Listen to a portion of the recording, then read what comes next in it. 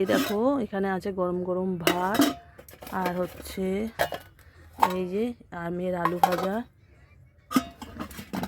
আর এই তো এখানে তো বললামই এই যে টমেটো পোড়া হয়ে গেছে।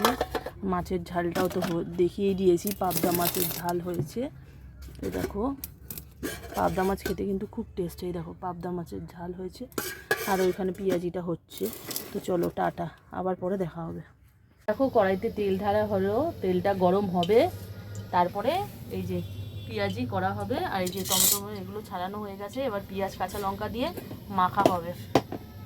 পেঁয়াজ কাটা হয়ে গেছে, তলায় আছে কাঁচা লঙ্কা। তো তেলটাও আমার গরম হয়ে গেল ততক্ষণে কাটতে কাটতে। এবার পেঁয়াজিগুলো ছাড়া হবে। টমেটো মাখা হয়ে গেল অলরেডি। এবার দেখো গরম গরম পেঁয়াজি ছাড়া হবে তেলে। এই দেখো পেঁয়াজি ছাড়া হচ্ছে তেলে। এই দেখো পেঁয়াজি ছাড়া হচ্ছে। কে কে খেতে ভালো লাগে তাহলে চলে আসো আমাদের বাড়িতে। গরম গরম পেঁয়াজি খেতে কিন্তু ভালোই লাগে। ভাত দিয়ে খাওয়া হবে, গরম গরম ভাত দিয়ে।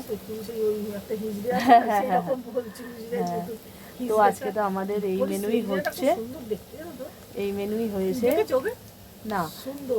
তো তোমাদের বাড়িতে কে কী রান্না করেছো কমেন্টে জানিও। তো চলো টাটা, আবার নেক্সট ভিডিওতে দেখা হবে। সবাই ভালো থেকো, সুস্থ থেকো। আর আমার আজকের দুপুরের মেনুটা কেমন লাগলো তোমাদের তা অবশ্যই কিন্তু কমেন্টে জানাতে ভুলো না। তো চলো টাটা।